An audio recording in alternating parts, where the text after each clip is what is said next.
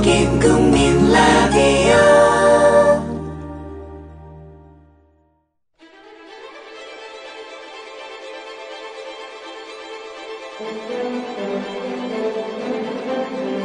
대한민국 99%를 위한 편파 방송, 세상이 밝아질 때까지 여러분들의 눈을 환하게 밝혀드릴 방송, 나는 꼽살이다 호미 30회 2부 시작하겠습니다.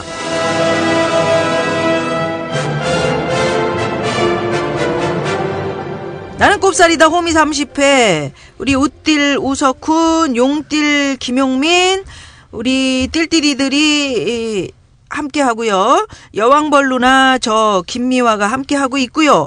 김승아 철도 노조 KTX 승무 지부장, 또 고동민 금속노조 쌍용차 지부 대외협력 실장, 그리고 장서구 변호사, 이렇게 세 분 함께 하고 계시고요.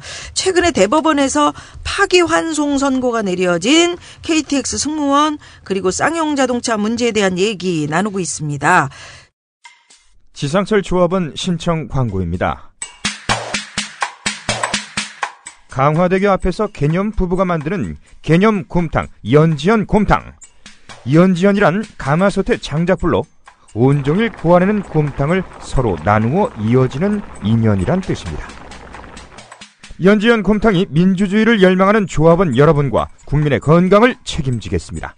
곰탕 포장 판매는 한 팩 800g에 7,000원이며 7팩 이상은 무료 배송으로 드립니다.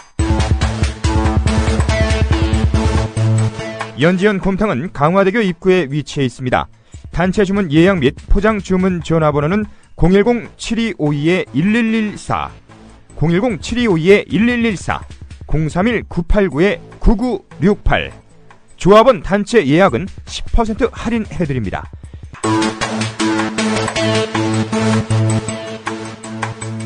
포장 판매 금액의 10%는 국민TV 후원금으로 쓰입니다. 부장님, 대리운전은 뭐 부를까요? 아, 대리운전 블랙박스 주는 1800-6606 대리운전이 있지 않은가? 아, 20회 이용시 블랙박스를 주는 1800-6606 블랙박스 대리운전이요? 그럼 검색창에 블랙박스 대리운전을 검색해보게.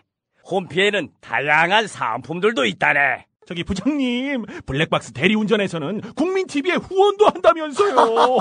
자네도 블랙박스도 주고 후원도 하는 1800-6606 이용하게. 역시 대리운전은 1800-6606. 1부에서는 재판을 중심으로 얘기했었고요. 2부에서는 사회적으로 또 정치적으로 이 문제를 풀 방법은 없는지 고민해 보고 싶습니다. 자, 먼저 재판의 결과가 만약 대법원에서 파기환송된 대로 확정이 된다면 그게 어떤 영향을 미칠지 생각을 좀 해봤으면 합니다. 단순히 이게 어떤 사업장의 문제만은 아니잖아요. 일단 김뜰님, 네. 대법원의 논리대로라면 앞으로 KTX 안전관리 어떻게 되는 건가요? 승무원 소관이 아닌 게 되는 건가요? 네, 승무원 소관이 아닙니다.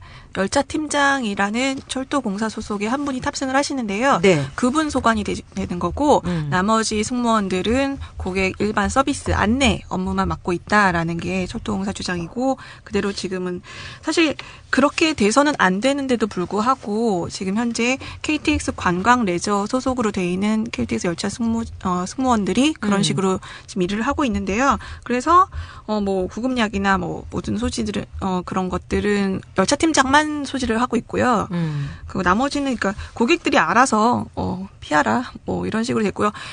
사실 KTX가 400m에 가깝습니다. 그거를 혼자 사실 열차 팀장 혼자서 안전 업무를 담당한다는 게 사실 불가능한데요.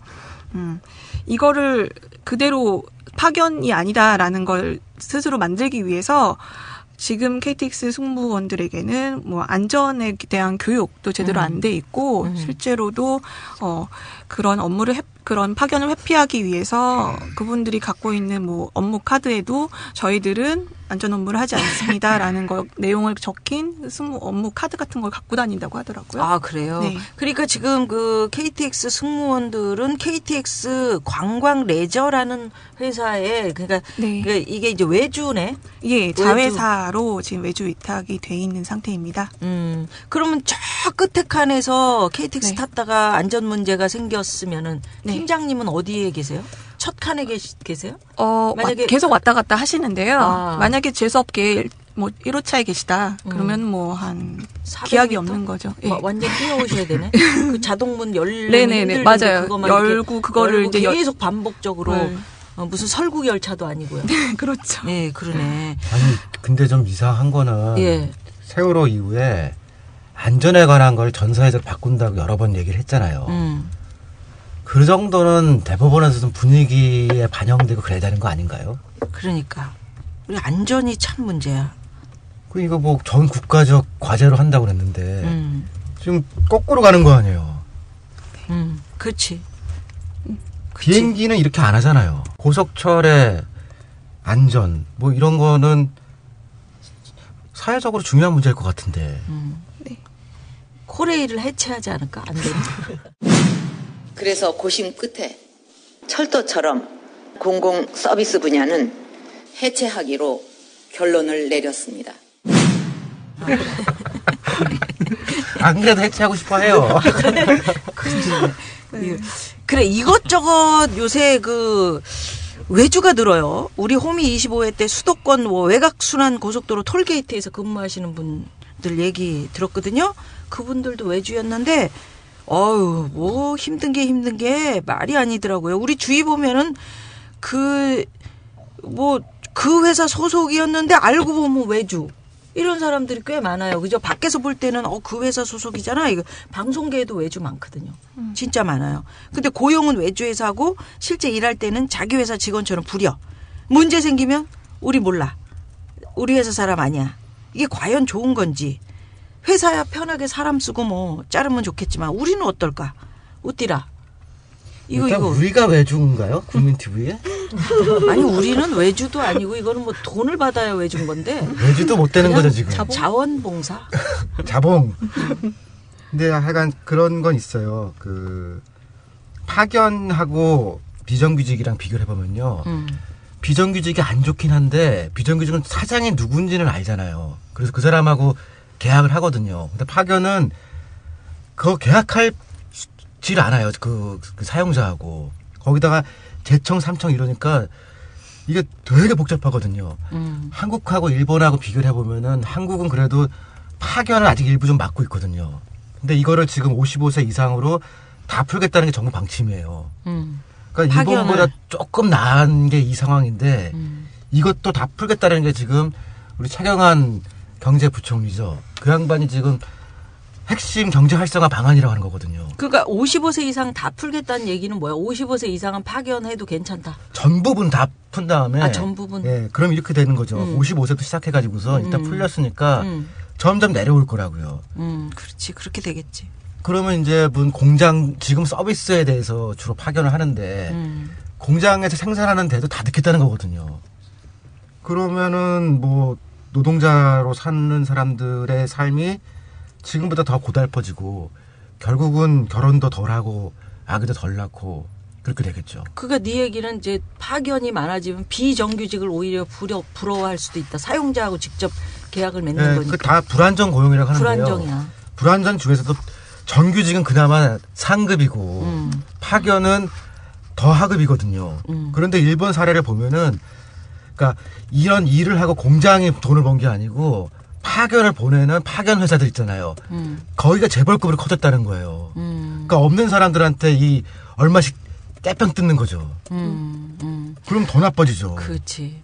그러니까 이제 우리나라 문제가 이게 저 파견 이게 심각한 게 참 힘들게 사는 사람 많잖아. 우리 낙곱사리 작가처럼 나이 먹고 저렇게 싱글이 된다는 거. 쟤는 장가도 못 가고 애가 왜 저러니. 뒤에 앉아서 저렇게. 옛날에 간호사하고 사귀었었어요. 아 그래? 네. 그럼 그 간호사랑 결혼해야지. 전쟁났어. 그래 왜 뒤에서 애들이 왜 폭로 방송입니다. 아니 누군지를 모르는데 폭로를 하면 뭐예요? 누군지 알아야 폭로를 하지. 저 사람 제일 편한 사람이야. 입이 하나잖아. 싱글이면. 그게 참 어렵지. 근데 한편으로 그런 사람들도 있어요. 아니, 정규직 되고 싶으면은 노력해서 정당하게 시험 쳐서 되든가, 비정규직으로 들어가서 떼써서 정규직 되면은 노력해가지고 정규직 된 사람들은 바보냐? 이런 식으로 얘기하는 사람이 있거든요. 김필님. 네. 어떻게 생각하세요? 사실 정규직으로 해서 KTX 승무원이 되는 길이 있었다면 당연히 그 길을 선택했을 겁니다. 누구보다 저희도 당당해지고 싶은 게 저희들이라서. 근데 애초에 KTX 승무직 자체를 정규직으로 뽑지를 않았고 지금도 정규직이 없고 철도공사 정규직이 없고 외주화돼 있는 그 회사에서만 지금 뽑고 있는데요. 사실 어떤 사람들이 얘기합니다. 이런 식으로 뭐 외주 회사에 정규직 아닌 거 알고 들어가지 않았냐. 뗐으면 정규직 되는 줄 아냐 하는데 사실 그때 당시에는 그 외주 위탁 이런 자회사 이런 게 별로 개념이 자체가 잘 없었어요. 그러게. 막 시작됐었고 저희는 KTX 승무원이 되고 싶었지 뭐 계약직 사원이 되려고 들어간 게 아니었고. 네, 사실 저는 요즘 들어서 이제 법리적인 용어들을 이제 많이 배우는데 들으시는 분들한테 도급과 파견의 차이를 혹시 아시는 분이 몇 명이나 될까? 저희 이런 거 묻고 싶은데 저희는 그때 그런 용어 자체에 대해서도 굉장히 생소했었고 알지도 못했고 그냥 저희는 승무원이 되고 싶어서 지원을 했을 뿐이지. 그리고 들어갔더니 철도공사 사람들이 교육하고 철도공사 사람들이 면접 보고 그랬기 때문에 당연히 그런 철도공사 소속이 되는구나라는 식으로만 얘기했지. 그 저희가 뭐 거저 정규직이 되고자 이렇게 한 게 아니라는 거 말씀드리고 싶어요. 그래요. 근데 이게 이제 남 얘기가 아니죠. 당장 우리 아들, 딸들 직업 가지려면 시험 보고 어느 회사든 들어갈 텐데 예를 들어서 나 삼성에 취직했어. 삼성 우리 부모님들이 삼성, 현대 큰 회사잖아. 근데 가서 들어가서 이 일은 하는데 그게 외주야. 그러기가 지금 쉬운 거 아니야? 지금 AS 기사들 같은 경우 그렇게 된 게 많아요. 그러니까. 그다음에 이제 정규직과 비정규직 격차는 구조적인 문제인데요. 사실은 비정규직의 임금을 높아지게 하고 안정성을 높이는 게 갈 길인데 박근혜 정부는 정규직을 내려서 맞추려고 해요. 그러니까 똑같이 비정규직과 비슷하게 가려고 하는 거니까 아까 이제 열심히 공부해도 뭐 사는 거는 어려울 거예요. 지금처럼 가면은. 그러니까 밑으로 올려야지 위를 내리는 식으로 지금 정부가 가고 있죠. 밑으로 올려야 된다.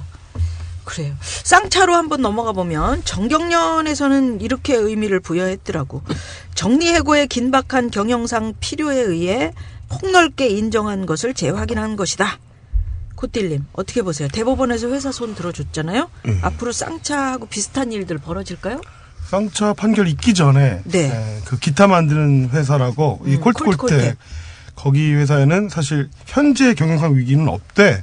미래에 올 경영상 위기 때문에 정리해고로 적법하다라고 대법원에서 판결한 사례가 있고요.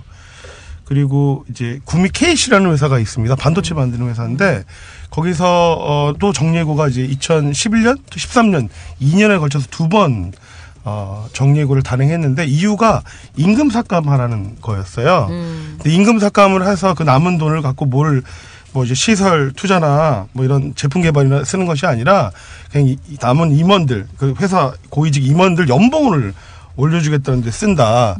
사실 이 정리해고가 정말 긴박한 경영상의 위기 때문에 해고 정리해고하는 것이 아니라 실제로 노동조합을 무력화시키거나 뭐 여러 가지 이제 노동자들의 임금 여건들을 이제 낮추기 위해서 하는 것 아니냐. 이게 뭐 사례들이 지금 든사는 두 개지만 전국 방방 곳곳에 부산에는 풍산 마이크로텍이라고도 있고 경주 발레오만도 뭐 창원에는 이제 대림자동차 그다음에 얼마 전에 이제 정리해고를 하겠다고 이제 선언한 이천의 하이디스 뭐 굉장히 많은 사업장에서 정리해고가 빈번하게 발생되고 있고 제가 알고 있기로는 이제 박근혜 정부에서 이제 그 임금 체계 관련해서 여러 가지 계약안을 내놓는데 지금은 이제 동일 노동의 동일 임금 이 원칙들이 있는데 동일 노동 동일 임금 원칙을 깨고 실제로 다른 노동으로 취급하는 거죠. 그러면서 임금 체계를 달리해서 그러니까 만약에 이제 명동의 세종호텔에서 네, 노동조합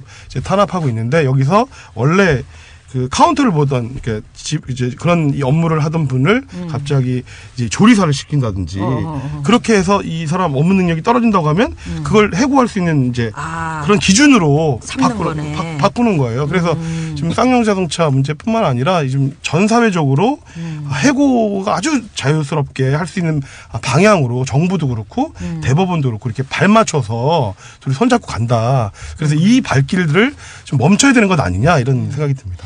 당장 방송사의 PD들도 그런 거 아닙니까?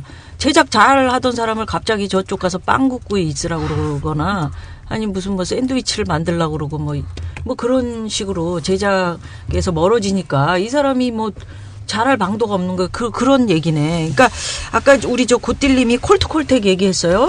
근데 콜트콜텍의 경우 지금 이제 미래에 올 경영상의 위기 때문에 정리해고가 적법하다 법원에서 그랬다면은 이게 그런 판결대로라면은 암보험 들어놓고 앞으로 저 암 걸릴 것 같으니까 지금 암보험금 달라고 이 미래에 올 위험 때문에 나 지금 받아야 되겠다. 이것도 가능한 거네. 형님은 힘이 없어서 안 되죠. 아 힘이 없니? 사장쯤 돼서 이렇게 얘기하면 주겠죠. 그래. 사실 기업 쪽에서 계속해서 나오는 얘기 중에 하나가 우리나라 해고 너무 어렵다. 해고가 어렵다 보니까 일자리 창출 안 된다. 일자리 창출되려면 노동시장 유연화 뭐 이런 거 계속 강화해야 된다 얘기하잖아. 해고가 쉬워야 사람도 쉽게 뽑는다. 우리 저 우띠라.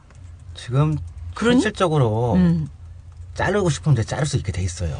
10년 전에는 진짜로 해고가 어려웠는데요. 지금은 법원도 사용자 측에 유리하게 판결해주고 그래서 뭐 이를테면 분사를 하나 해가지고서 그 사람들을 모아놓고 회사를 없애버리고 그러면서 자르고 뭐 이러면은 고용승계 안 해도 되거든요. 그러니까 여러 가지 편법들을 지금 써요. 자르는 게 어려운 건 아니고 월급을 깎고 싶은 거겠죠. 월급을 더 깎고 싶은데 싼 값에 쓰고 싶다. 네, 근데 문제가 이제 그 일반인들의 소득이 계속 떨어지니까 내수가 죽고 경제가 장기 침체가 되는 거 아니에요. 그러니까 기업이 사람을 쉽게 쓰고 이렇게 돈 조금만 주면은 경쟁력이 생길 것 같은데 해보니까 안 생기는 거 아니에요. 그러니까 이걸 조금 더 거시 차원에서 소득을 어떻게 볼 것인가, 최저임금 어떻게 볼 것인가 한번 크게 논의를 해봐야 될 것 같아요. 어쨌든 지금은 자르고 싶으면은 비교적 쉽게 자를 수 있어요. 공기업이 조금 어렵지. 민간에서는 지금 뭐 큰 회사가 다 그렇다는 건 40대 되면은 이제 나갈 준비해야 된다는 거 아니에요. 그리고 어떻게 버티고 싶어도 안 된다는 거예요. 그러니까 20대에 못 자르는 거지 30, 40대는 지금 뭐 자를 방법이 많아요. 근데 그 공기업이 자르기 힘들다. 근데 코레일이 공기업이잖아. 아, 그럼 여기는 복잡한 김딜님이 여기 나와 있는. 그러니까 여기는 이제 파견이라는 형태로. 그러니까 복잡한 그렇게 공기업에서조차도 그런 복잡한 장치를 이용을 하는데 민간 기업은 뭐 더 많이 진짜 우리 우띠리가 얘기한 것처럼 각종 어떤 편법을 쓰더라도 자르긴 자른다, 그죠? 월급을 대기발령 같은 거 나 최근에 또 봤는데요.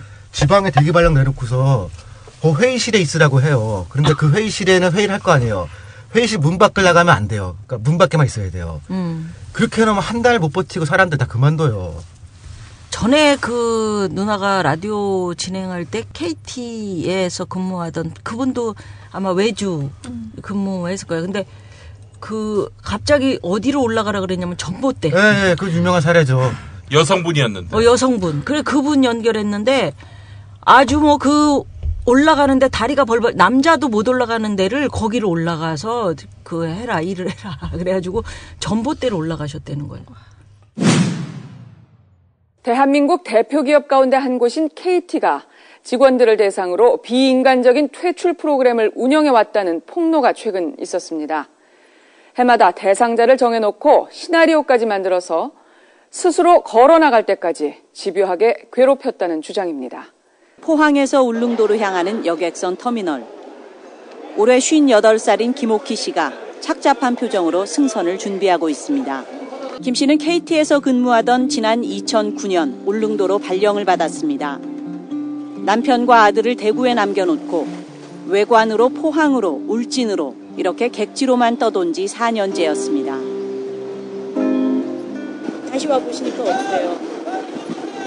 너무 괴롭죠. 사표 내게 하려고 오만 가전 수단과 방법을 다 해가지고 울릉도까지 이렇게 하는 게 정말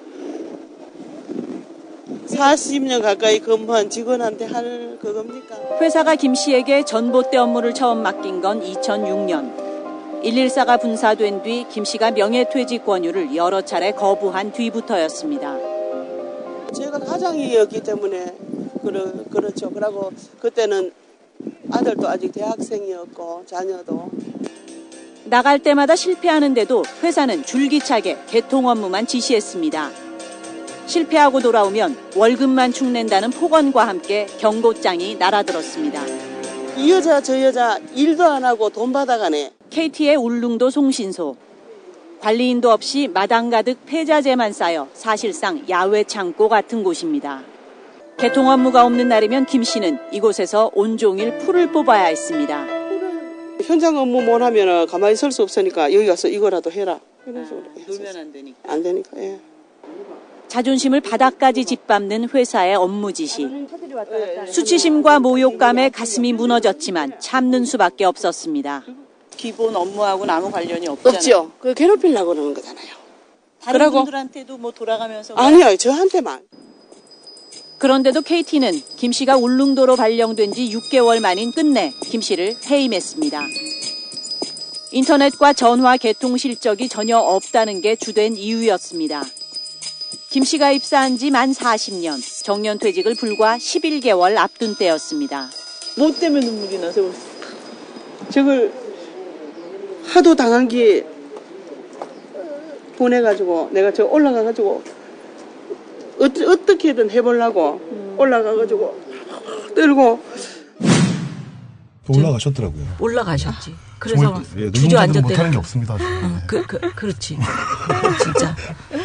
진짜 그렇게라도 해서 내가 무언가를 이 불합리한 이런 상황을 좀 바꿔보고 싶다 하는 갈망이었는데 그게 이루어지지 않고 있는 거지. 자, 유전무죄, 무전유죄. 사실 돈도 없고 권력도 없는 힘없는 사람들이 마지막으로 기댈 때가 법이잖아, 법. 법조차도 돈이나 힘의 논리로 움직인다면, 만약에 그렇다면 정말 유전무죄, 무전유죄 아니냐? 장딜님. 예. 아무래도 대기업은 법무팀이라는 이런 커다란 전담 조직도 있잖아요. 예, 그렇죠. 또 소송 때 비싼 돈 주고 큰 로펌 고용하고요. 예, 맞습니다. 근데 거기에 맞서서 우리 노동자들은 참 불리하지 않나요? 예, 불리하죠. 쌍차 재판 진행하면서 어떻게 생각하셨어요? 예, 그 쌍차가 그 상고심에서 세 군데 법무법인을 선임을 했어요. 그러니까 그 법무법인 세종, 바른, 동인이 그곳인데요. 모두 적게 이제 100명에서 많게는 이제 200수십 명에 이르는 변호사들이라는 그 대형 로펌입니다. 거기다 이제 그 전직 대법관, 법원장, 뭐 부장판사 출신 변호사들이 또 포진을 하고 있고요. 또 이제 공인회계사 등 다른 전문 자격사들도 그 상당수가 근무를 하고 있어요. 그 돈으로 복직시키는 게 더 싸게 맥히는 거 아니에요? 그러니까 제 말이 그 말씀입니다. 그래요? 예. 그 이곳들한테 지급된 그 착수금만 해도 어마어마한 규모일 겁니다. 이것들이. 예. 다시 하셔야 아니고요. 이 곳들. 법률 용어. 이 곳들. 이 곳들입니다. 예, 사근사근 얘기를 하셔서 저는. 큰일 납니다. 이곳에, 그러니까 세종, 바른, 동인 이런 커다란 로펌에 지불한 돈이. 게다가 이제 대법원에서 이겼으니까 그 성공보수라는 게 있거든요. 이기면 받는 그 보수금. 그것도 어마어마하게 받았을 거예요. 그러니까 개인적으로는 저도 이제 그 돈 지출하느니 깔끔하게 고딜님처럼 그 해고 노동자들 싹 다 복직시키고 그 이미지 제고해가지고 뭐 티볼리 같은 한 대라도 더 파는 게 이기지 않을까라는 생각이 들었어요. 네. 아무튼 이런 물량 공세는 좀 당해내기 어렵습니다. 게다가 이런 정리해고 사건들은 대부분의 증거를 또 회사에서 가지고 있거든요. 그래서 이런 회계 조작 일부라도 밝혀내는데 회계 자료를 모두 다 회사에서 가지고 있었기 때문에 엄청난 시간이 걸렸어요. 그러니까 처음부터 재판은 불리할 수밖에 없습니다. 우리 장딜님은 왜 여기 쌍차 편에서 변호를 하세요? 이기면 성공보수도 없을 것 같은데. 글쎄요, 제가 그러니까 지금은 우주노총 금속노조 법률원에서 일을 하는데요. 예전에 그러시구나. 이제 법무법인 시민이라는 곳에서 일을 했었거든요. 네네. 예. 근데 거기서 이제 뭐 같이 이렇게 소송 담당하고 있었고 또 제가 좀 원죄가 있습니다. 제가 예전엔 그 삼정 KPMG라는 그 회계법인에서 네. 삼정 KPMG라는 회계법인에서 일을 했는데요. 큰데 아마 쌍차 노동자분들 들으시면 아주 화를 내는 그런 그런 회계법인입니다. 론스타 때도 삼정 아니었나요? 예, 맞습니다. 그런 원죄가 있기 때문에 거기서 근무하셨어요? 예, 그렇죠. 와, 갑자기 노동자 측에서 지금 흥분하고 있습니다. 가라앉히시고요. 이쪽 변호사님. 이 소송을 위해서 열심히 할 수밖에 없는 상황이죠. 저분 열심히 하시더라고요. 네, 그런 분이 드물어요. 근데 새만금 재판할 때 보니까 정부 측에서 오는 그때도 뭐 큰 로펌에서 왔는데요. 할아버지들이 와요. 뭐 진짜 부장 검사쯤 되는 사람. 그리고 우리 쪽 변호사들은 저보다도 다 어려요. 그러니까 딱 양쪽의 얘기를 하면 논리적으로는 우리 쪽이 잘하는데 중압감을 느끼는 것 같더라고요. 전관예우 그런 비슷한 게 있는 거 한번 본 적 있어요. 그런 거 없어져야 되는데 너무 많이 남아있지 아직도. 하여간 무슨 주임 판사 이런 딱 사람이 말도 짧게 해요. 이거는 우리가 맞다고 근데 뭐 별 얘기도 안 하는데도 저쪽 이기더라고요. 다 이해하고. 하여간 그래서 이게 돈이 좋구나 그런 생각이 들었어요. 그래 우리 김딜님 어때요? 이렇게 좀 오랜 기간 동안 아까 재판이 7년, 투쟁한 게 9년 이르셨는데, 그러면서 우리나라의 사법제도나 법원의 모습 많이 다니면서 어떤 걸 느끼셨을까요? 네. 저희가 근데 1심, 2심은 이겼잖아요. 네. 그때 보면은, 정말 저희 일에 대해서 굉장히 관심을 가지고, 어떤 판사님은, 내가 KTX 타봤는데 말이야, 이런 식으로 얘기를 하시면서 굉장히 이해를 잘해주시는 분도 계셨어요. 그래서 나중에 고법 같은 경우 판결을 났을 때, 그분 되게 잘생기고 목소리도 좋아가지고 막 후광 비치고 막 그랬거든요.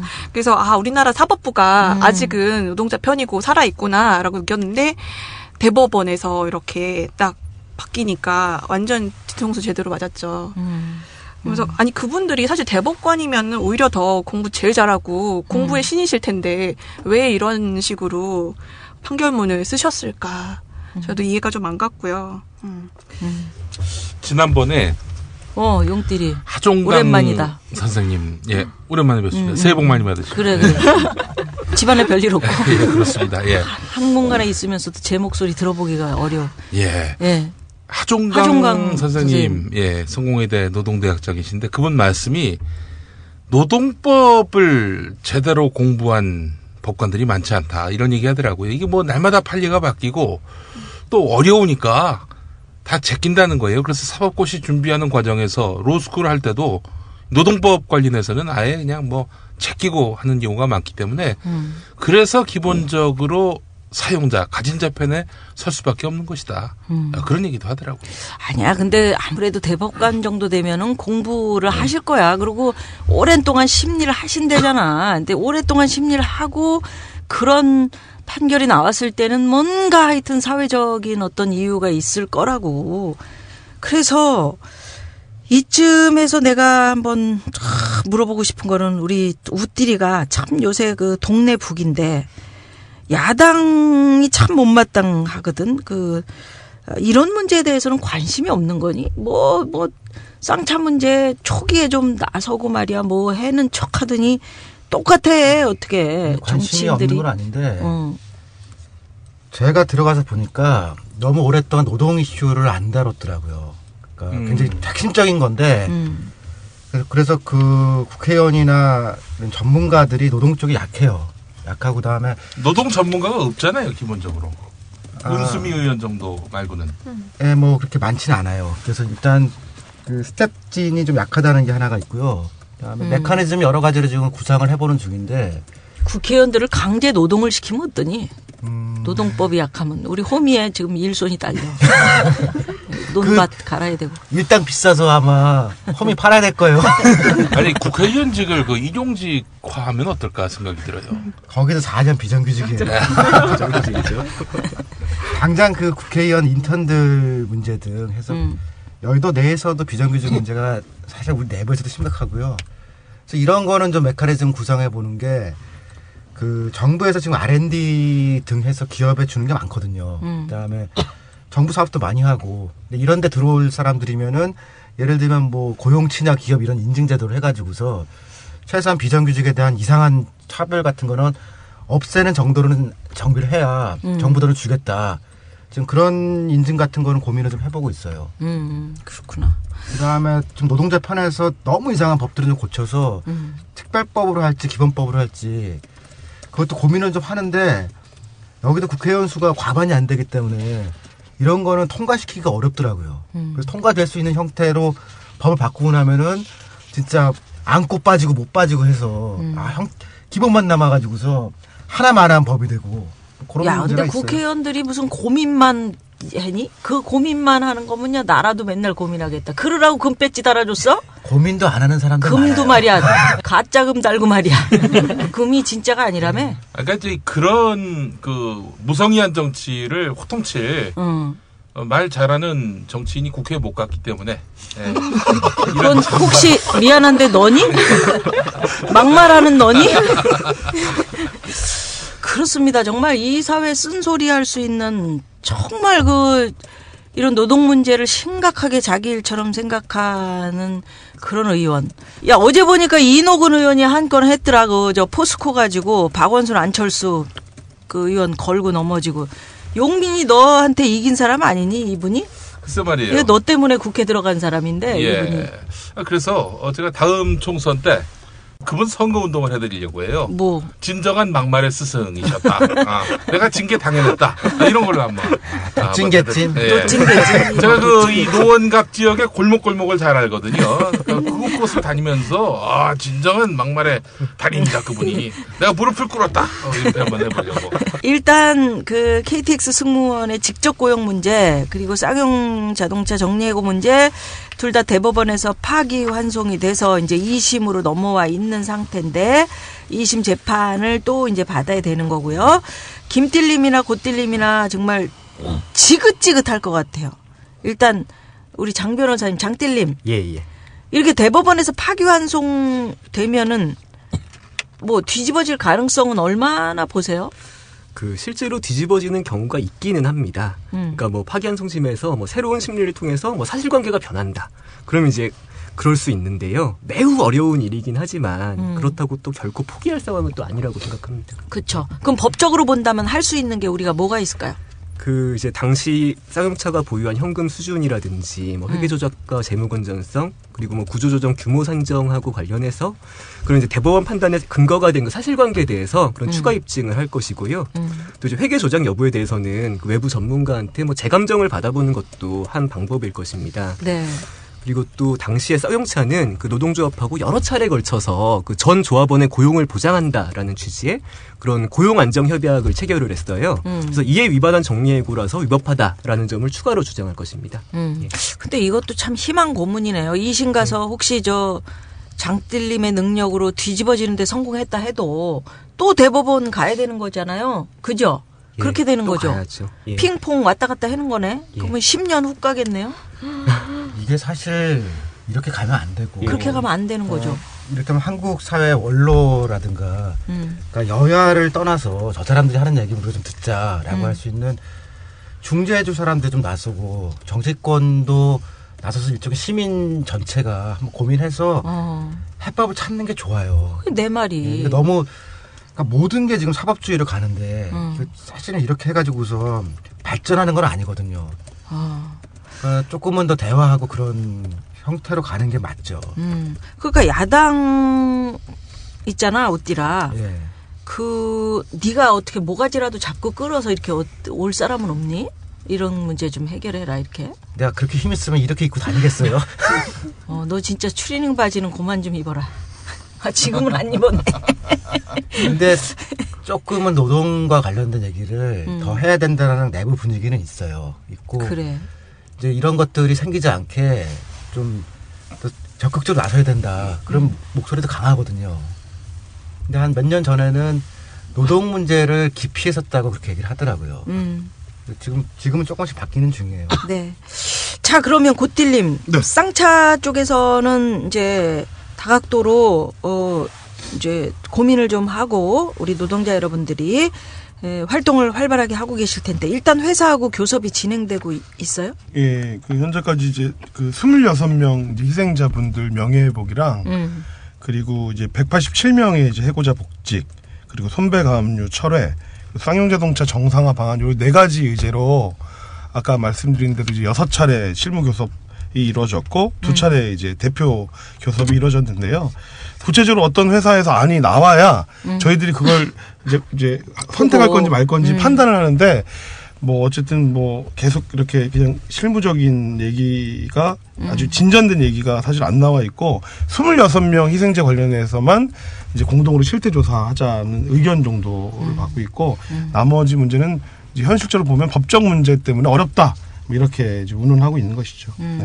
우리 대외협력실장인 고동민 씨, 고딜님은 아까 손배가압류 했는데 이게 1인당 지금 얼마가 떨어져 있어요? 뭐 해결할 수 없는 금액이죠. 이게 손배가압류가 이제 저희가 지금 47억 정도 있는데요. 네. 47억 회사와 정부, 그러니까 대한민국이 갖고 있는 것인데요.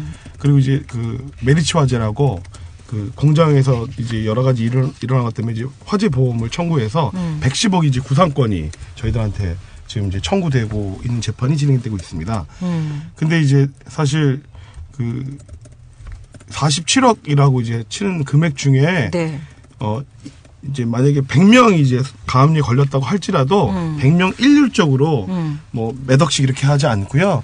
돈 있는 사람은 10억 있으면 10억 다 걸고 5억 있으면 5억 다 걸고 500만 원 있으면 500만 원만 거는 그렇게 가압류를 걸어놓고 이거 아무것도 회사에서 그 노동자들의 재정 상태를 파악해서 그냥 다 가압류를 걸어. 본인 명의로 된 부동산이나 뭐 무엇이 있다면 선산 이렇게 가지고 집에 있다. 선산 이런 있으면 선산은 네. 자기 게 아니잖아요. 네. 근데도 그냥 다 가압류를 이미 가압류 걸어놓으면 그거는 어쩌지도 못하고 그냥 지금 이제 팔지도 사지도 또는 뭐 어떤 행사를 할 수도 없는 거잖아요. 그렇죠. 이게 실제로 이제 뭐 이렇게 금액적으로 이제 문제가 되는 뿐만 아니라 네. 관계가 그러니까 이 주변 관계들이 다 그냥 끊기는 거죠. 이 친척들 관계도 어렵고 실제 그런 게 훨씬 더 문제가 많죠.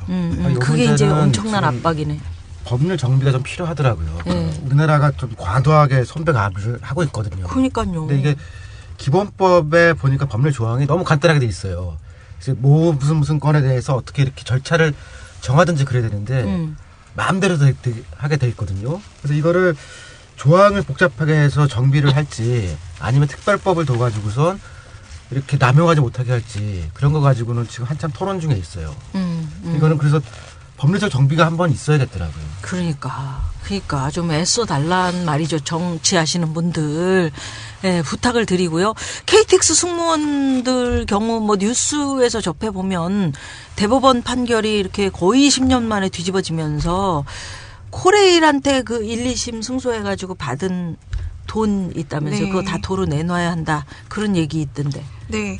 그 1심 승소하면서 저희가 근로자 지위 보전 및 임금 지급 가처분 소송을 했는데 저희가 이겼어요. 네. 그래서 이 2년, 3년간 투쟁을 했는데 그거에 대해서 빨리 해결을 해라. 그리고 1심이 승소가 된 상태였고 KTX 승무원들은 철도공사 직원이 맞다. 그러니까 고용을 하든지 임금 지급을 하든지 이런 식으로 했는데 고용은 죽어도 못하겠다. 그래서 그냥 임금 지급만 했는데 그게 한 저희가 4년 정도 받아서 네. 그거랑 뭐 소송 비용 해서 한 개인당 1억 정도씩 다시 부당이득으로 해서 도로 아마 뭐 환수 조치를 취할 것으로 예상하고 있습니다. 그거 어떻게 해요? 세상에서 제일 나쁜 게 줬다가 뺏는 거잖아요. 네, 그때 당시 저희가 진짜 다 실업자고 네. 해고 상태였기 때문에 생계 유지를 위해서 쓴 돈이고 그랬겠지. 돈 앞에 있는데 안 쓰기 어렵잖아요. 네네. 그래서 그것들 때문에 사실 각자 지금 고민들이 많습니다. 몇 분이나? 34명. 34명. 그렇네. 자, 3월 14일에 쌍용자동차 공장에서 희망행동이라는 행사 열렸죠. 네. 얼마나 오셨어요? 뭐 이렇게 숫자로 좀 말하기는 어렵고 어쨌든 각계각층 뭐 밀양에 이제 송전탑 반대하는 주민분들이라든지 제주의 강정마을 주민, 뭐 용산 유가족분들, 세월호 시청자 가족분들도 목포에서 직접 오셨고요. 뭐 좀 많은 분들이 이제 이렇게 함께 문화예술인들 포함해서 함께 해주셨습니다. 그때 힘이 나요? 많이 나요? 함께 해준다는 그것만으로도?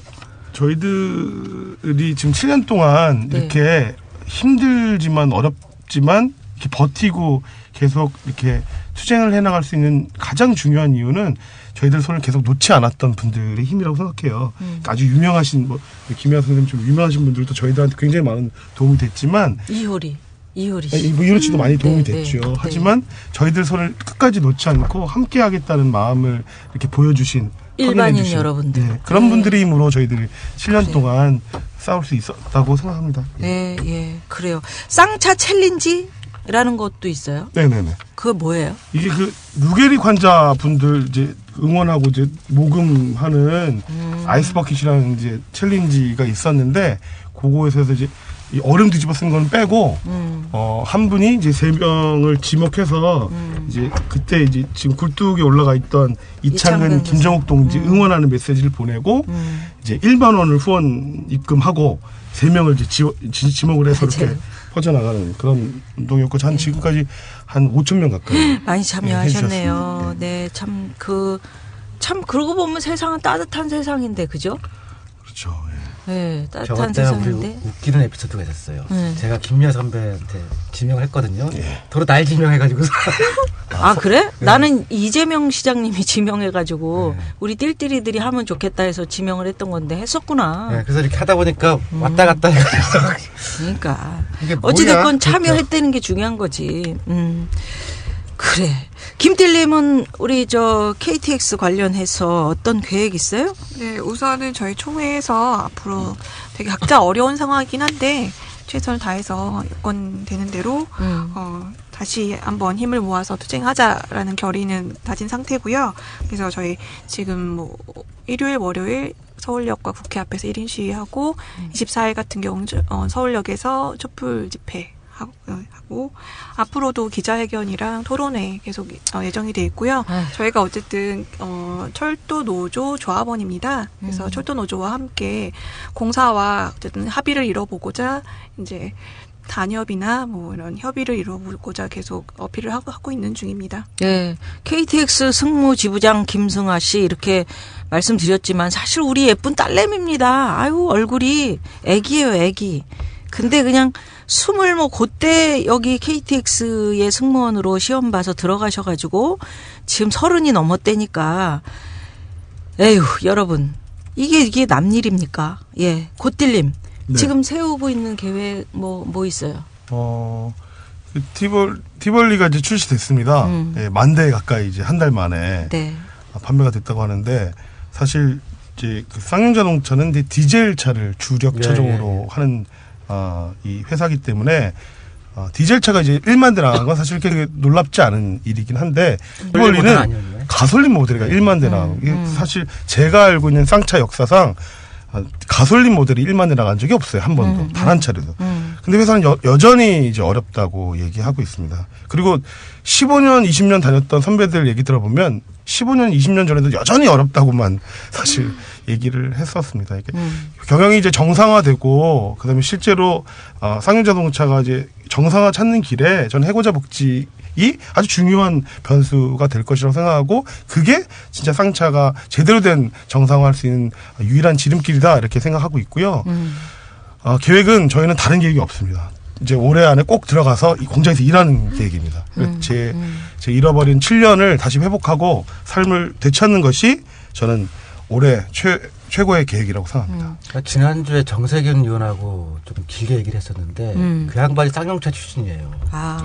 거기서 일했던 사람한테 고민이 우리가 많아요. 사실은 어떻게든 풀어보고 싶은데 좀 힘이 없어가지고서 미루고 있네요. 그 민주당, 새정치민주연합도 쌍차 챌린지만 해주지 마시고 적극적으로 정치적으로 문제를 좀 풀어주셨으면 좋겠습니다. 그러니까 면담만 하지 말고 정치하시는 분들이 이분들 계신 대로 좀 가서 이제 정세균 의원님도 좋고 안철수 의원님도 좋고 우리 우띠리가 힘이 있으니까 넌 뭐든지 다 하는 그런 띨띨이지 않니? 대표는 한번 갔었죠. 그래서 가능하면은 좀 많이 가실게. 가기만 하면 뭐해? 가셔서 조금 좀 삼자 회담, 사자 회담, 막 이렇게 회담해가지고. 어쨌든 이런 거는 사회적으로 풀어가는 게 맞아요. 이거 다 법정에서 풀면 되지 않냐. 미국이 모든 걸 변호사들이 이렇게 하는 변호사 국가가 됐지만 별로 좋은 사회는 아니라고 생각하거든요.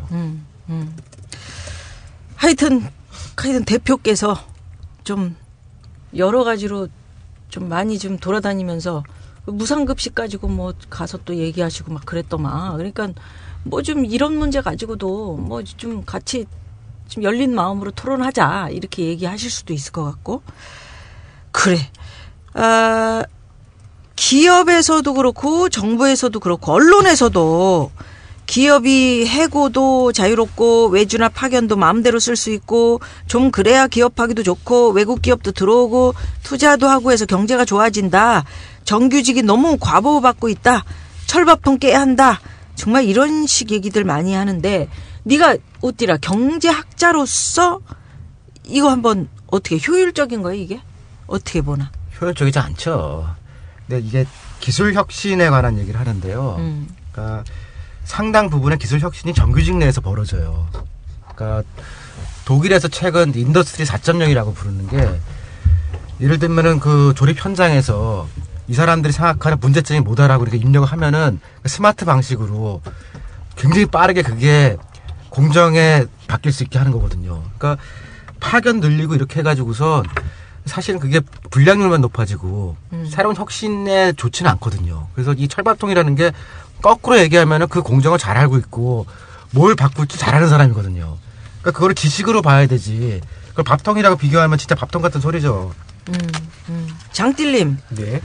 우리가 뭐 각계각층에서 다 어떻게 뭐 진짜 마른 수건 짜내듯이 뭔가 아이디어를 짜내야 될 텐데. 예, 그리고 그렇죠. 이게 해결될 수 있도록 함께 노력을 해야 될 텐데. 예. 뜻있는 변호사님이나 뭐 법조계에서 뭔가 변화 만들려는 움직임 같은 거 필요하지 않을까요? 아까 불합리한 제도 같은 거 이렇게 법 쪽은 뭐 저희가 잘 모르니까요. 그런 것도 좀 고치고 힘없는 사람들이 공정한 재판 받을 수 있도록 하는 뭐 그런 장치들? 예. 없을까요? 필요하지 않을까요? 이제 법조계에서 네. 논의되고 있는 부분들이 있는데요. 그래서 이제 간단히 몇 가지만 좀 말씀을 드릴게요. 네. 먼저 이제 대법원 구성, 그리고 뭐 노동법원 도입, 그리고 변론전 증거 개시 제도, 뭐 이렇게 세 가지를 말씀드리겠습니다. 그러니까 먼저 이제 그 사회적 약자를 위해서 이제 사법개혁의 키는 그런 대법원이 지고 있습니다. 그래서 우선적으로 대법관의 구성이 다양화돼야 되는 것인데요. 그러니까 현재 대법원은 보시면 아시겠지만 그 남성 고위법관 1세계 그 보수 인사들로 획일적으로 구성돼 있어요. 그래서 그런 사회의 다양한 가치, 즉 이제 사법의 본질인 뭐 사회적 약자나 소수자 인권 보장에 취약하다는 비판을 받아왔습니다. 그래서 그런 뭐 가치관이나 세계관, 뭐 활동 영역 등 실질적인 측면에서 다양성이 구비되도록 그런 이제 제도적으로 보장이 되어야 할 것입니다. 또 이제 대법관 수가 좀 증원이 돼야 그런 신속한 사건 처리나 뭐 충실한 심리가 가능해질 것이고요. 그다음에 관점을 노동계로 좀 좁혀서 본다면은 그런 노동법원 도입 방안이 그 논의가 되고 있어요. 그러니까 뭐 독일, 프랑스, 영국 등 유럽 국가들이 이와 같은 노동법원 설치해서 운영을 하고 있는데요. 그 노동 분쟁 사건들을 그 노동 전문 법관으로 구성된 노동법원에서 심리하도록 하고 또 필요하다면 뭐 노사 대표도 이런 재판 심리 과정에 참여를 할 수 있는 뭐 참심제 재판부 구성 이런 것도 이제 가능할 것입니다. 네. 그럼 이제 지금보다 좀 효율적이고 신속한 그런 권리 구제가 가능해질 것이라고 보고요. 그다음에 또 이제 노동자분들은 재판에서 증거 확보하기가 참 어렵고 또 오래 걸립니다. 예. 그래서 그 이를 위해 필요한 제도가 뭐 변론전 증거 개시 제도, 즉 뭐 디스커버리 제도라는 것인데요. 그러니까 이게 소송과 무관하게 오직 증거 수집을 위해서 뭐 증인 신문이나 검증, 감정 등을 진행하는 독립된 절차입니다. 그래서 상대방한테 뭐 문서 등의 제출을 강제하는 효과가 있고요. 그러니까 이런 제도적 장치가 마련된다면 최소한 이제 절차적으로는 지금보다 조금 더 공정한 재판이 가능해질 것입니다. 그렇군요. 자, 정말 어려운 시간 내주셨는데 우리 KTX의 김승하 씨, 또 우리 쌍용차 지부의 고동민 씨, 두 분 뭐 마지막으로 우리 청취하시는 여러분들에게 하고 싶은 말, 여러분들이 많이 힘이 됩니다라고 우리 고동민 씨가 얘기하셨는데, 우리 고딜님이 얘기하셨는데, 어떻게 우리 김딜님? 네. 사실 저희가 KTX 안전 문제도 있지만 사실 이 사건의 발단이 된 게 철도유통이란 자회사가 독자적으로 승무 경영을 할 수 없다는 데 문제가 있었고, 그 자회사 소속이 된다는 게 자체가 뭐 승무 저희가 어느 날 월급 체계를 바꾼다면서 새로운 체계를 들고 나왔는데 갑자기 승무원 월급이 20-30만 원씩 확 깎였어요. 그래서 난리가 났는데 그게 승무를 일을 하면 할수록 월급이 깎여요. 그리고 그래서 저희가 막 반발을 해서 그게 안 되니까 그 대신에 2기 승무원을 뽑았는데 2기 승무원의 월급을 깎았어요. 그리고 저희 뭐 락커비, 명찰, 뭐 가방비를 저희 월급에서 떼가고 이런 거가 있지만 사실 뭔가 조금이라도 이제 뭔가 의문을 제기하면 바로 해고 위협이 가해지고 그런 게 바로 이 외주와 자회사에 들어간다는 거거든요. 그래서 저희가 파업을 하니까 철도공사에서 제시한 게 다른 자회사에 정규직 시켜주겠다. 니네들이 원하는 게 정규직 아니냐 하면서 지금 KTX 관광레저라는 회사에 정규직을 시켜주겠다고 했는데 지금 KTX 관광레저 승무원들이 다시 또 노조를 결성해서 철도 노조에 가입을 했습니다. 그게 뭐냐면 그 사람들도 지금 점점 갈수록 스케줄은 막 하루에 막 부산을 3번 왔다 갔다 하는데 다음날 새벽 출근이고. 그래서 도저히 개인 시간은 가질 수 없고, 월급은 그대로 동결이고. 그래서, 그리고 신입들을 이제 인턴으로 뽑아요. 정규직도 아니고. 그래서, 되게 싼 값에 인턴으로 채용하던 게 3개월, 6개월, 지금은 1년이래요. 네. 그런데 그것도 사측에 뭔가 밉보이면은 3개월씩 더 늘어나요. 그러니까 이런 게 저희 보고 가라고 했던 정규직의 실체라는 거죠. 그런 것을 보면 사실 저희가 10년 동안 해와서 참 아직도 하냐 독하게도 한다라고 얘기는 하실 수 있겠지만 저희가 그래 쟤네들 봐라 10년 동안 해왔지만 결국 별 수 없다. 쟤네들 나가 떨어지지 않았느냐. 너네들도 주는 월급 받고 조용히 일만 해라 라는 거에 선례가 되고 싶지가 않아서 저희 다시 의지 모아서 시작해보려고 힘들지만. 합니다. 네. 사실 10년 동안 또 버텨올 수 있었던 거는 저희들 그런 심정 이해해 주시고 지지해 주셨던 분들도 많으시니까 그랬던 건데요. 다시 저희 힘내서 하겠습니다. 그래요. 많은 관심 부탁드립니다. 네, 네. 쌍용차 지부의 고동민 씨. 네. 우리 KT 승무원 동지들 꼭 승리하셨으면 좋겠고요. 감사합니다. 지난 이제 쌍용자동차 이제 해고 7년 동안 저희들이 진짜 뭐 잘 모르시는 분들도 많지만 많은 일들을 해왔습니다. 단식도 김정우 전 지부장님이 네. 41일 동안 해왔고 이 고공농성도 3번째 했던 것입니다. 그리고 저희들이 뭐 자전거도 얼마 전에 부산에서 서울까지 7일 만에 매일 100km씩 달리기도 했고 뭐 평택에서 부산까지 9일 만에 또 걷기도 했고 그리고 뭐 3부1배도 하고 2000배도 하고 얼마 전에 또 오체투지도 했습니다. 네. 저희들이 사실 안 해본 뭐 여러 가지 투쟁의 방식이 없을 정도로 또 많은 분들이 이렇게 함께 손 잡아주셨습니다. 저는 2015년 올해 쌍용자동차 문제가 꼭 해결돼야 된다고 생각합니다.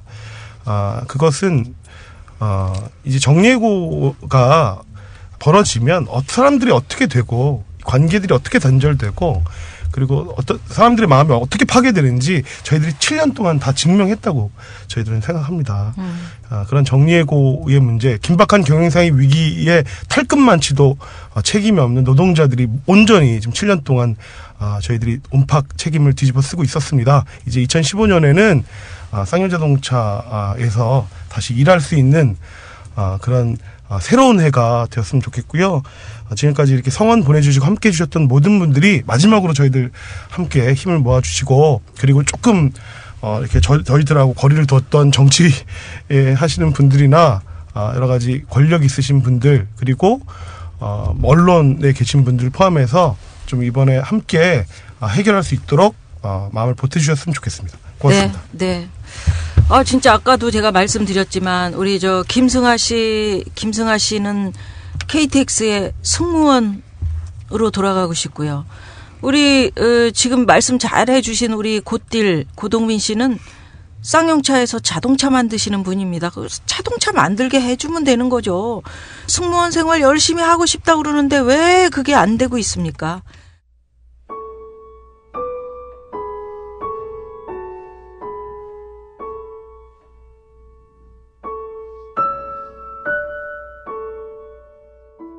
(2학년 2반) 남수빈 학생의 엄마 이명자입니다. 우리 딸은 늦게 태어났어요. 아주 귀하게 결혼한 지 5년 만에 그것도 100일 기도해가지고 태어나니까는 귀했지요. 이제 엄마 아빠는 이제 나이가 먹었으니까 그래도 기반 다 잡고 딸 태어났으니까 이제 지 아빠는 이제 어떻게 할 줄도 모르는 어떻게 할 줄을 몰라 하더라고. 막 어떻게 애가 으스러질까봐 안아주지도 못하고 막 이렇게 크는데도 정말로 애가 효녀였어요. 잠도 잘 자고 아기 때도 잔병치레도 안 하고 그러면서도 크면서 또 복덩어리다 보니까는 걔 태어나고서부터 또 지 아빠가 돈도 잘 벌더라고. 돈도 잘 벌어가지고 걔 하고 싶다는 건 다 해주는데도 애가 때를 안 써요. 일단은 뭐를 사달라고 그러면 고집도 안 부리고 때도 안 쓰고 뭐 문구점에 가서도 사달라 그러면 이거는 다음에 사자 그러면 그냥 왔어요.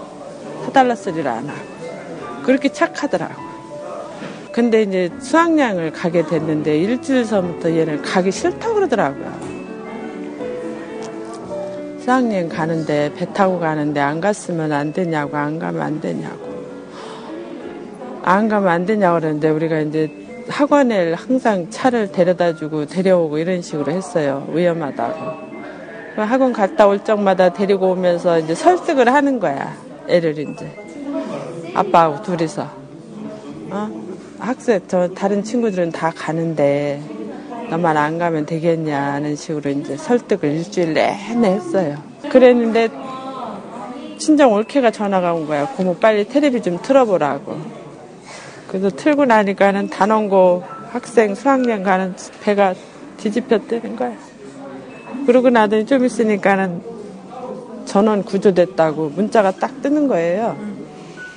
아, 이제 살았다. 이제 괜찮다. 오겠지. 가서는 보니 애 이름이 없는 거예요. 얘. 수빈이라는 이름은 많이 올라왔는데 남수빈이 없는 거. 열흘 만에 그래도 올라왔더라고요. 애가. 그래도 엄마 아빠 그동안은 잘 쉬었으니까 이제 수빈아 올라가자. 그러고 기도를 하고 있는데 그 다음날 딱 왔더라고요. 애가. 올라왔더라고. 그리고 다 치르고 나서부터는 지네 아빠하고 이제 싸우기 시작하는 거예요. 서로 탓을 하는 거야, 이제 그때는. 너 때문에 그랬대는. 한 달을 싸웠어요, 한 달을. 한 달을 싸웠어. 그러고 나서 한 달 싸우고서 각자 이제 그래, 좋다, 갈라 쓰자. 도장 찍자. 그리고 법정에 가서 2장 찍었어. 찍고서 이제 자기는 자기 땅 거기 있는데 가서 있고 나는 집에 있고 한 열흘을 떨어져 있었어요. 그러니까 내가 심장병이 걸릴 것 같더라고. 저녁 때만 되면 가슴이 두근두근두근. 그래서 도저히 안 되겠어 갖고 전화를 했어. 보고 싶어서 안 되겠으니까 와라. 그땐 또 금방 왔더라고. 그러고 나서는 이제 그다음부터는 그런 얘기를 안 하더라고요. 그 사람도. 그래서는 그때부터는 이제 자기도 내가 필요한 거를 알고 내 곁에서 떨어지질 않으려고 그러는 게 이제 또 그때는 이제 반대로. 이거는 신랑 애 아빠가 그냥 어디 가도 같이 가려고 그러고 꼼짝도 못하게 하고 막 이러는 거야 이제 그때부터는. 그래도 그냥 없는 것보단 나니까. 그래서 동네에서 이제 운동 가고 어쩌고 하면 동네 사람들이 그러는 거야. 보상은 다 받았다며. 이제 뭐 보상도 나왔겠다. 이제 둘이서 여행이나 다니고 무슨 걱정이 있냐. 이제 다 기반 잡혀져 있고 보상이 나와서 돈도 많이 생겼는데 여행이나 다니고 그러라고 이제 우리한테 얘기해 주는 거예요. 동네 사람들은. 아는 사람들. 그렇다고 그 동네를 떠나고 싶은데 떠나주지도 않는 거예요. 그래갖고 집도 내놨었어요. 건물도. 근데 팔리지도 않고 그러니까는 아는 사람 저기서 오는 것 같으면 내가 얼른 고개를 숙이고 딴 데로 이렇게 돌아서 가버리고 내가 그랬어요. 지금도 그러지만은 그러고 살아요 지금.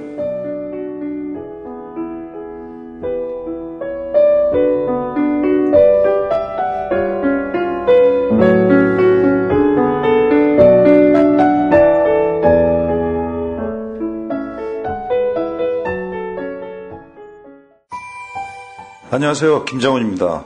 이번에 세월호 유가족들의 목소리를 빌어서 금요일엔 돌아오렴이라는 책이 나왔습니다. 세월호 참사 300일이 지난 지금도 세월호는 아직도 침몰되어 있다는 생각을 갖고 있습니다. 진실은 영원히 그것이 밝혀질 때까지 함께 해야 한다고 생각하고, 여러분들이 정말 정의라는 글자가 마음속에 있다면 꼭 책 읽고 기억해 주시길 바라고, 저도 절대 지치지 않고 이 일이 해결될 때까지 영원히 함께 하겠습니다. 금요일엔 돌아오렴. 세월호 작가 기록단이 기록한 240일간의 세월호 유가족 인터뷰집. 함께 읽어주세요. 그들을 위해서, 우리를 위해서. 창비.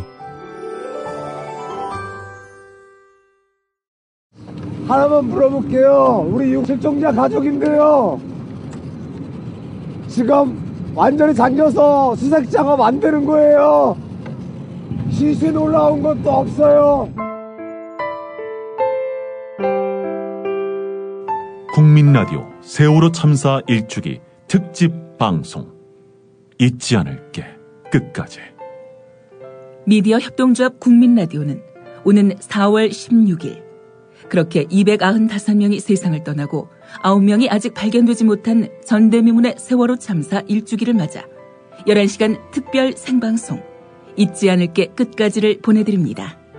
아침 7시부터 저녁 6시까지 전라남도 진도 팽목항 임시 스튜디오에서 보내드리는 이 방송은 조합원 애청자 여러분과 함께 미원의 상태인 세월호 참사의 진실규명 한 목소리로 요구할 것입니다. 국민라디오 세월호 참사 1주기 특집 방송 잊지 않을게 끝까지 여러분의 많은 애청 바랍니다. 이 프로그램은 미디어 협동조합 광주지역협의회와 함께합니다.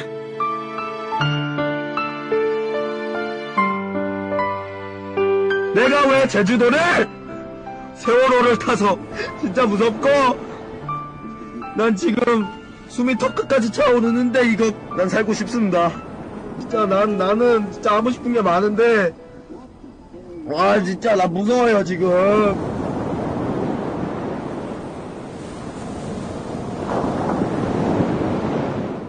오늘 누나는 지금 여기 나와 계신 김띨님, 김승하 지부장님, 또 대법원 판결 후에 가졌던 우리 지부장님의 한 언론 인터뷰에서 남긴 이야기를 좀 해드리면서 오늘 방송을 마무리하려고 합니다. 노동자이고 싶어요. 지금도 코레일, KTX, 철도 그런 단어만 어디서 들려와도 내장이 끊어지는 느낌이에요. 저의 첫 직장이었습니다. 우리가 힘겹게 일해서 기반을 닦아놓았다는 자부심이 있고요. 2년 6개월이지만 온 마음을 다해 일했습니다. 돌아가고픈 고향과 같은 느낌이죠. 정말 여러분 이거 아닙니까? 내가 피땀 흘려 일했던 그 직장으로 돌아가고 싶다. 내 청춘과 꿈을 다 묻어넣었던 그런 고향 같은 그곳에서 일하고 싶다. 근데 참 힘들죠. 사회도 정치도 이제는 법마저도 이분들의 소망에 등을 돌리고 있습니다. 이게 남의 얘기일까요? 우리 모두가 쌍차 노동자고 우리 모두가 KTX 승무원입니다. 지금 외면하는 누군가의 현실이 내일은 바로 나의 현실이 될 수 있다는 거. 나의 현실은 아니더라도 우리 자손들, 우리 아이들의 현실이 될 수 있다는 거, 이거 잊지 마시길 바라면서요. 오늘 여러 가지로 바쁘고 힘드실 텐데 낙곱살 찾아주신 김승아님, 고동민님, 장서구님 정말 감사드립니다. 고맙습니다. 감사합니다. 네, 힘내시고요.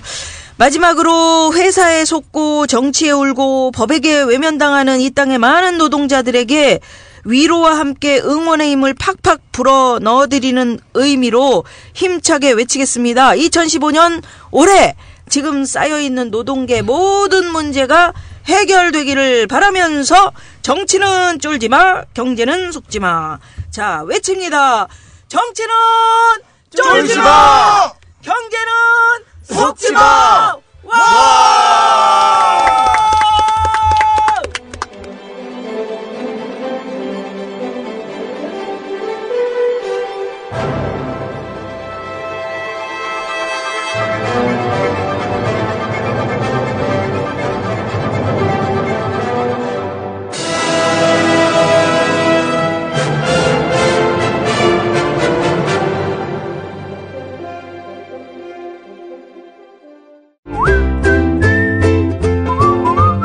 국민라디오 팟캐스트 응원하는 가장 쉬운 방법 아시나요?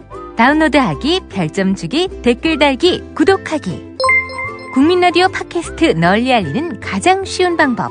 다운로드하기, 별점 주기, 댓글 달기, 구독하기. 기억하세요. 다운로드하기, 별점 주기, 댓글 달기, 구독하기.